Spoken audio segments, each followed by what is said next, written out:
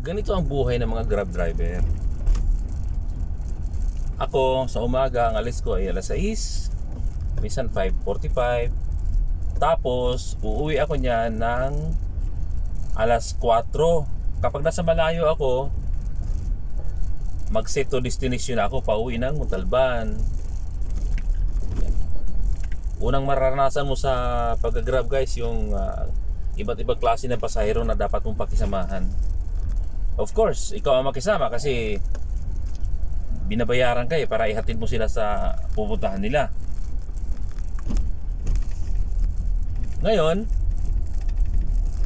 yung isa pang problema sa pagka-grab ay yung mga traffic enforcer, yung bang mahilig mangutong. Talagang hindi na talaga maiwasan yan, ugali na talaga ng mga traffic enforcer yan. Pero hindi naman lahat. Hindi naman lahat na nangungutong. Meron din mga mabait, pero karamihan talaga. Sabihin na natin mga 80% ang nangungutong, 20% lang talaga ang hindi nangungutong. Mapa-MMDA yan or mga lokal na traffic enforcer, ganun eh. Tapos, isa pa, yung mga location, yung application ni Google Map at saka ni Waze, talagang hindi talaga sila perfecto. Minsan padadaanin ka sa kalsada na ang pwede lang palang dumaan mga motor, dadalhin ka do. Kaya nakakalito. Tapos minsan isi-shortcut ka, yung pala dead end. Yun ang problema sa Grab. Hindi talaga hindi lang Grab, pati mga InDrive, Joyride, yan ang problema namin eh. Tapos ang problema pa yung mga pasahero na mga pasaway na pipick upin mo na, alam pala niyang dead end yung pupuntahan ko at may sumusunod sa akin, kahit na 10 hakbang lang, papupuntahin ka ba doon sa may pintuan ng bahay niya. Ang problema, pagbalik, yung ba kasi dead end, di ba? Tatanungin mo siya, ma'am, may daan po, diretso na po ba tayo? Sir, diretso na po ba tayo? Ay hindi, babalik tayo. Sabi ko, sir naman, kung wala sanang kasunod, kung wala sumusunod sa atin, wala namang problema. Paano yan, may sumusunod sa ating 2 tricycle, isang kotse, isang truck. Paano gagawin natin dyan? 10 hakbang lang dapat. Doon pala sa kanto, lumabas ka na doon eh. Wala na maganda naman ang panahon, wala namang ulan. O kaya ganun yung ibang mga pasahero, gusto talaga nila yung pabida sila, yung papakita sa mga kapitbahay nila na sinundo siya ng kotse doon sa may mismong pintuan niya. O yun ang mga ibang mga pasahero pangapasaway. Yung bang walang sariling initiative ba? Yung isipin mo na wala namang ibang dadaanan yung susunod siya, o dito lang gusto mo pang papasukin doon sa pwesto mo kahit na dead end sa dulo. Okay lang yun, walang problema sa mga Grab yan or sa mga ibang TNVS. Basta walang sumusunod. Kahit na 1 kilometer pa yan, susunduin kita basta walang sumusunod. Kahit dead end pa yan. Pero pag maraming sumusunod, ilang beses ko naranasan yan eh.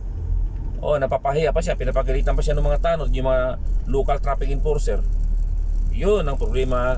Minsan, kaya minsan sa vlog kong ito, yung mga ugali ba ng mga tao talaga hindi pare-parehas. Mahirap eh. Hindi pare-parehas yung mga ugali ng tao, mahirap pakisamahan yung iba. Ngayon dito naman sa pang-araw-araw namin sa Grab, okay naman. Unang kalaban diyan sa mga sa panahon, yung mainit. Kahit na may aircon ka, basta napakainit, lalo kapag kaharap sa araw. Kaharap sa araw yung windshield mo, kahit malakas pang aircon mo, mainit talaga, papasok sa loob eh. Tapos yung iba naman, yung taglamig. Pero pag taglamig, okay lang dahil may heater naman ang sasakyan. Tapos kahit hindi ka na mag-aircon, mainit na yan eh. Problema na talaga yung tag-init. Problema. Tapos minsan naman yung mahirap din sa amin mga Grab, yung aabuti ka ng malakas na ulan, tapos baha, yung matrap ka. Naranasan ko na rin yan sa Maynila. Grabe, hindi na ako makatakbo, gawa nga hanggang baywang na yung hanggang baywang na yung baha eh. Mabuti na lang napunta ako doon sa may gutter, tinaas ko yung sasakyan ko, tapos hinintay ko na lang na humupa yung tubig. Alam mo guys, napaka-challenging ang mag-Grab. Ang maganda naman sa Grab din minsan yung mayroon ka makakausap na iba't ibang klaseng tao na may kanya-kanyang kwento ng buhay. Mapupuntahan mo yung ibang lugar na hindi mo napuntahan. Sa Grab lang yun. Kaya medyo challenging na masaya ang buhay sa Grab.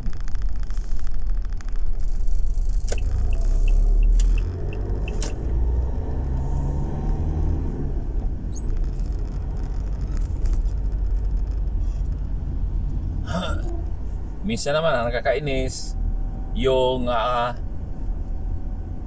tungkol sa pagsundo ng mga pasahero at pag-pick up.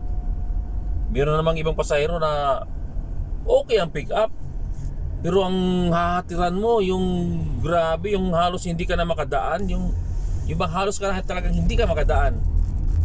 Yung problema kasi ngayon nga sabi kasama na yan sa pag-Grab. Papasukin ka ng napakaliit na kasada na halos hindi ka na magkasya.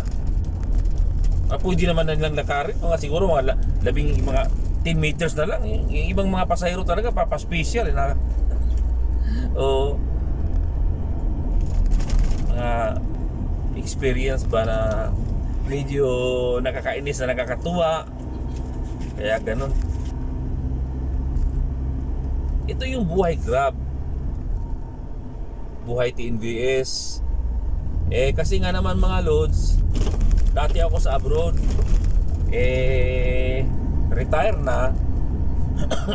Napatapos ko na yung mga anak ko. Okay naman yung buhay. May bahay na. Ito, may sarili sasakyan, kaya okay naman. Ito na lang, grab na lang, enjoy na lang Kaya hindi mo talaga maiwasan na ma-stress. Kaya pag na-stress ka, isipin mo, i-enjoy mo lang. Tapatan mo ng enjoy yung stress mo para mawala yung pagka-stress mo. Katulad ngayon, ang babayaran ng pasahero napakaliit, susunduin mo ng 10 minutes. Mga ganun Kaya doon kami na unang nabubuisit mga Grab driver. Wala pang 100 yung babayaran, susunduin mo ng 10 minutes, 8 minutes. Okay lang sana kung diretso ba. May sundo mo yung 8 minutes, minsan nagiging 50 minutes pa yun. Tapos ang mabayaran na sa'yo 87 pesos lang. Oo. Kaya ang dami mga experience. Kaya kung sa mga gusto mag Grab driver dyan, sana mapakinggan nyo ito. Ito yung unang-unang mga experience at mga experience mo hanggang dulo. Paulit-ulit na experiences ng ganyan ang sinasabi ko. Sige na mga lods, buhay Grab. At least kumikita tayo.